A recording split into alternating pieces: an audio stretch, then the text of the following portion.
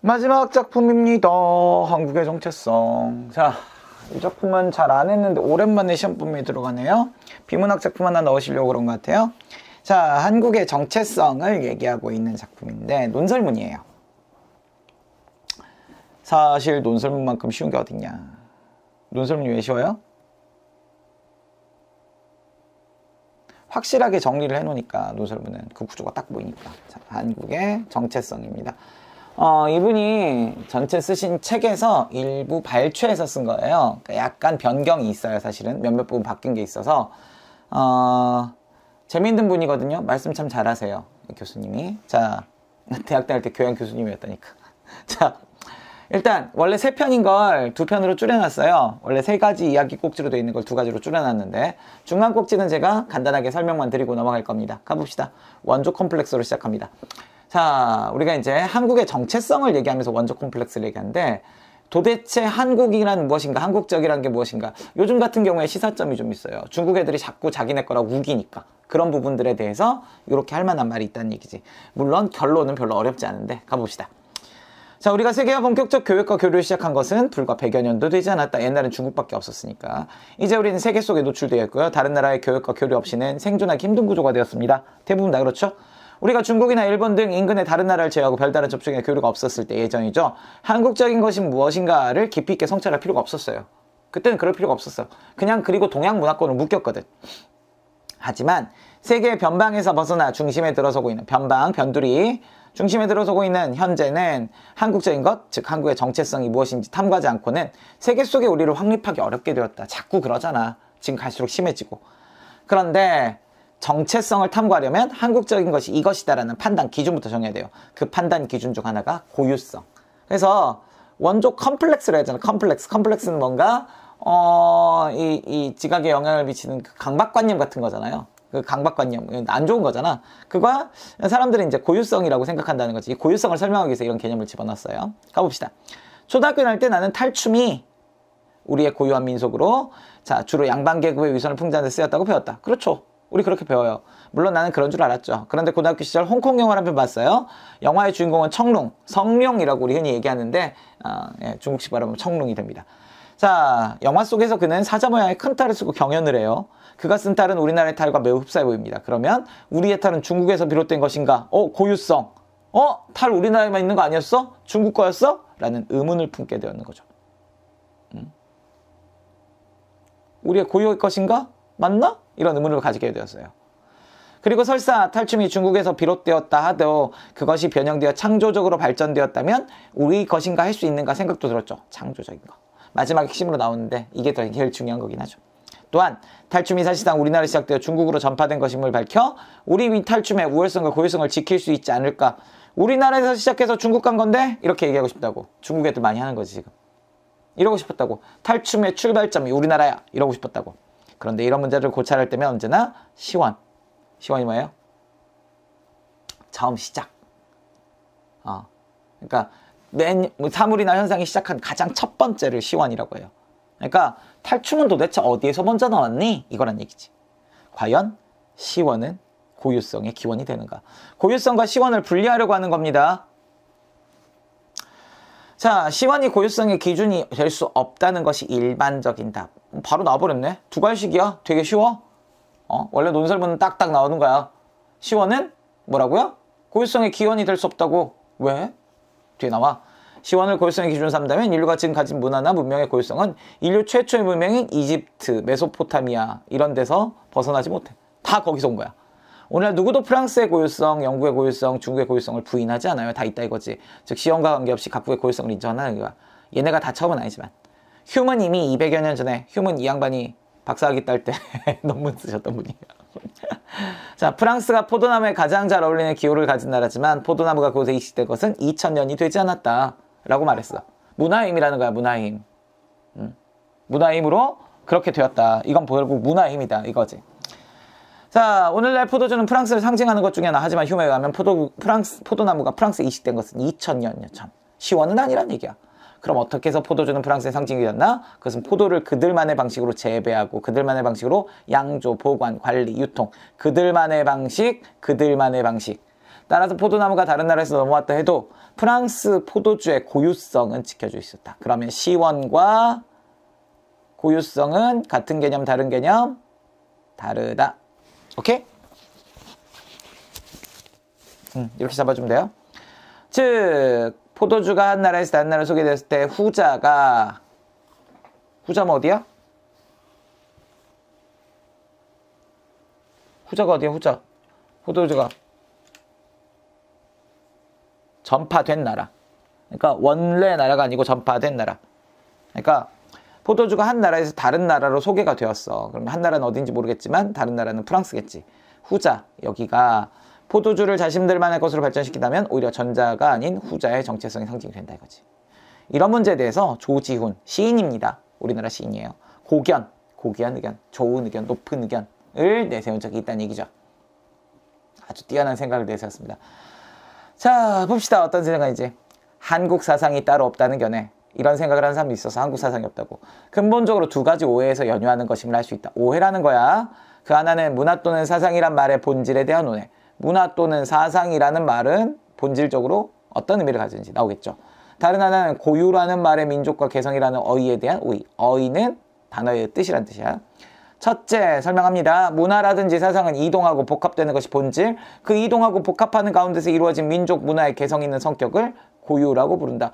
이동하고 복합한단 말이야. 그 중에서 이루어진 개성 있는 것을 고유라고 부르는 거야. 그러니까 닮을 수 있어. 시원이 아니야. 그러므로 문화 또는 사상이란 인류 일반의 생활과 사고방식, 일반 전체적인 생활과 사고방식이 민족 개성적 양식화란 뜻에서 의의가 있는 것이다. 민족 개성적 양식화. 이런 표현을 했어. 이게 고유한 거라고 결국. 둘째, 고유라는 말은 문자 그대로 본디부터 있었다는 뜻이 아니야. 본디부터 있었다가 다른 것과 같으면서 다른 것과 구별되는, 다른 곳에 다시 있을 수 없는 것. 다른 것과 같으면서 다른 것과 구별되는, 이게 포인트지. 다시 있을 수 없는 것. 즉 원본은 다 같을 수도 있어. 하지만 개성적으로 발전시켜 나갔다면 다른 게 되었다 이거지. 그러므로 고유사상은 본디부터 있는 사상이 아니라 오늘 이렇게 개성적으로 주체적으로 있게 된 사상. 본디부터 아니고 오늘 현재 이렇게 개성적으로 주체적으로. 다시 말하면 인류 일반 사상의 한국적 존재 양식 또는 한국 민족의 같은 풍토적 환경에서, 같은 역사적 환경에서 공동의 집단 생활을 영위해오는 동안 공동으로 발견된 사물에 대한 공동의 사고방식을 한국의 고유라고. 우리나라에서 진행되어 온 것이란 얘기지. 원본이 중요한 게 아니야. 어디에서 출발했는지가 중요한 게 아니야. 조지훈의 이 정의는 흠잡을 데 없어. 고유성은 시원의 문제가 아니라 개성의 문제. 그들만이 갖는 독특함. 이게 바로 고유성. 고유성 개념을 다시 정리했어요. 고유성이 시원의 문제가 아니라 개성의 문제라면, 독특함이 바로 개성이고 고유성이라면 한국전에서 판단하는데 시원의 문제를 따질 필요가 없다. 시원 필요 없어. 원조가 어디인지 또 누구인가가 중요한 게 아니라 개성이나 독특함을 갖고 있느냐가 중요하다면 우린 더는 원조 콤플렉스에 시달릴 필요가 없지. 야, 그렇게 따지면 우리나라 문화 진짜로 다 중국에서 온 거야. 저놈들 우기는 게 맞아. 근데 그게 아니잖아. 그걸 똑같이 썼어 우리가? 그렇게 돼 있는 게 아니잖아. 왜 자꾸 협자를 소리가 나냐? 자, 어디에서 비롯되었든 간에 우리가 개성과 독특함을 불어넣고 또한 갖게 했다면 우리 것이 될 수 있다. 야, 그렇게 따지면 중국에서 문화는 우리나라로 왔고 우리나라에서 문화는 일본으로 갔다. 일본 문화는 우리나라 거이기도 해. 이런 말도 안 되는 소리가 있냐고. 자, 동종 업종의 음식점이 밀집되는 동네에 난무하는 원조 땡땡이라는 간판이 더는 의미가 없어 사라질 때 우리의 원조 컴플렉스 사라질 것이다. 일종의 말장난인데 우리 뭐 부대찌개 거리, 뭐 족발 거리 이런 데 가면 원조 막 이런 거 막 붙어 있잖아. 그것도 의미 없다는 얘기신 거지. 자, 그 다음 이번엔 개성입니다. 개성이에요. 개성이란 무엇이냐? 자, 사실 여기에 중간에 빠진 게 하나 있긴 해요. 중간에 빠진 게 있긴 한데 이분이 이제 그거는 마지막에 설명할까요? 마지막에 제가 다시 설명할게요. 마지막에 그게 낫겠다. 자, 중간에 빠진 부분 마지막에 한 번 더 설명할게요. 고유성과 개성이 동요할 수 있다면 고유성 이퀄 개성.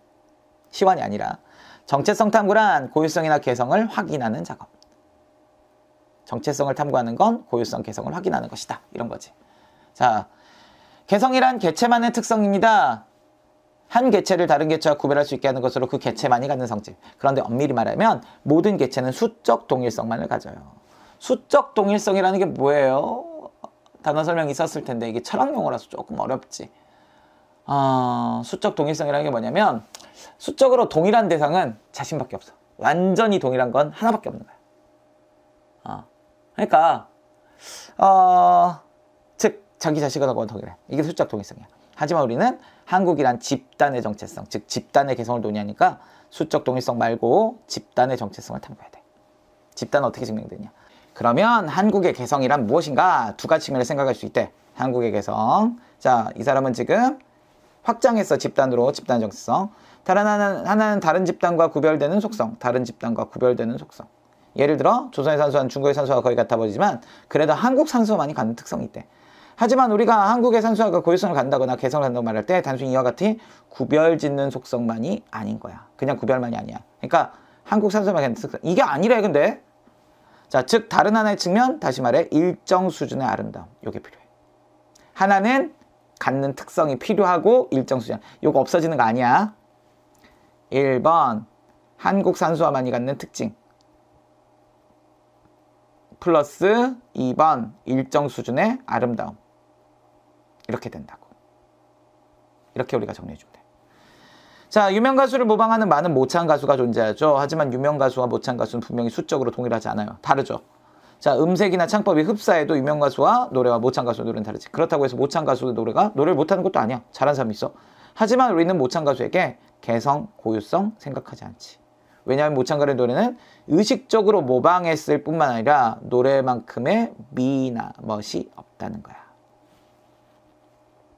만약에 모창이라 해도 어느 수준의 미를 창조하거나 갖고 있다면 창조돼야 돼. 갖고 있다면 우리는 그 노래를 개성 있는 혹은 고유성이 있다고 얘기할 수 있지. 차중락이라는 가수가 부른 낙엽 따라 가버린 사랑은 비록 엘비스 프레슬리의 곡을 번역하고 좀 달라. 노래는 번안해야 돼.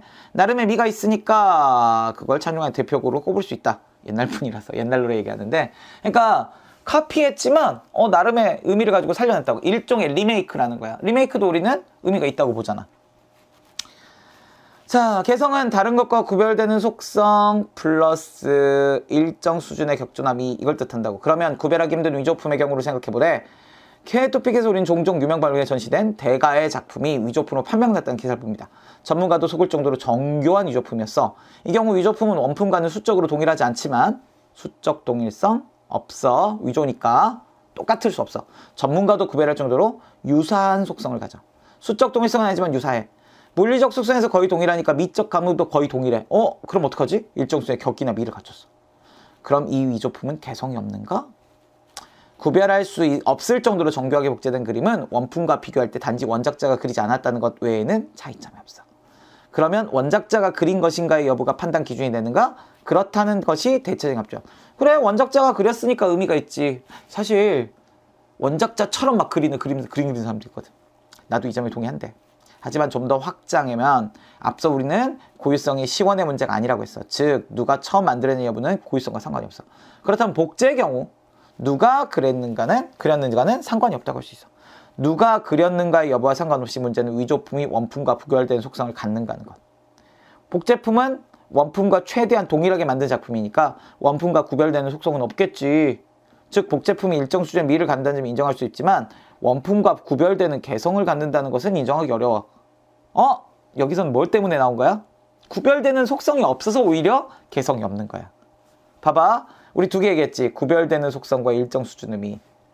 격이 떨어지게 베낀 건 미가 없어서 아닌 거야. 고유성이 없는 거야. 근데 너무 똑같이 베낀 건 구별되는 속성이 없으니까 그냥 없는 거야.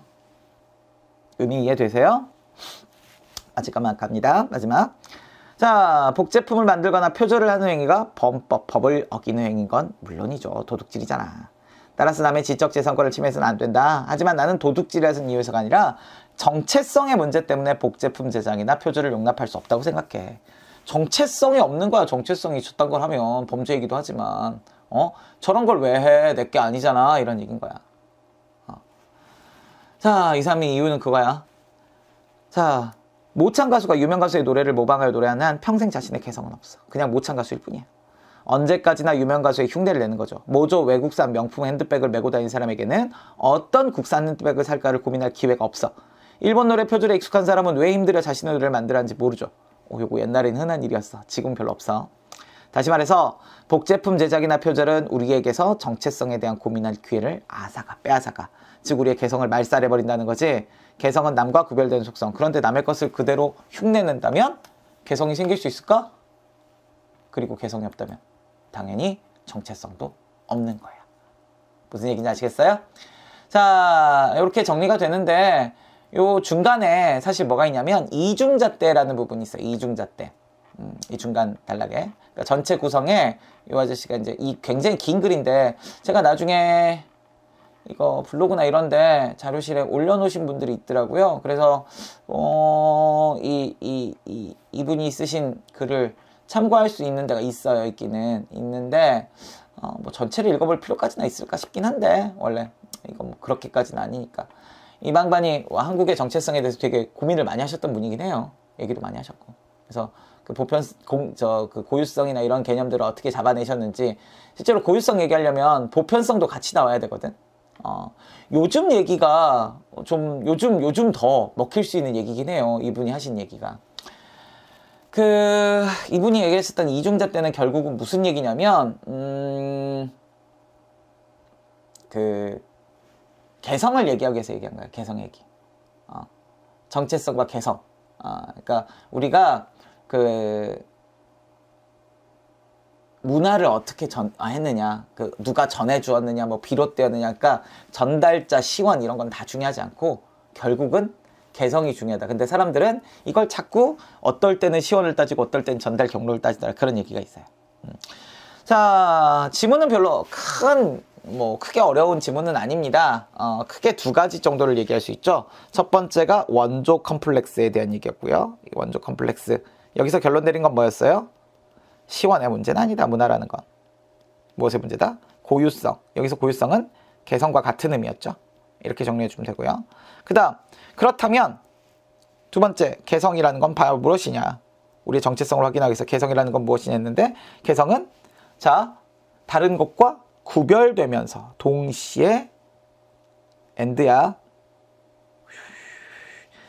엔드를 그려줘야 되는데, 앰퍼센드, 엔드 플러스야. 그러니까 동시에 있어야 돼. 하나만 있으면 안 돼. 자, 일정 수준의 미가 있어야 된다는 거지. 이렇게 판단하고 있다고 보시면 됩니다. 아마 지금 좋으실 거예요. 지금은 우리나라도 웬만큼 올라와 있으니까 그런 부분들 잘 정리해 주시면 되겠고, 자, 고생들 하셨어요. 요거 문제 풀어서 한번 확인해 보시고, 여기는 별로 어렵진 않을 거예요. 문제도 많이 나올 것 같진 않아, 사실은. 여러분들 선생님들이 한두 문제 내놓는 것들도 있거든요. 게다가 이런 데서 꼭 서술형 내놓으시는 부분이 있어서 좀 어려운 단어들 있을 때 그 단어들은 잘 해석해 두도록 합시다. 오케이, 여기까지 고생하셨어요.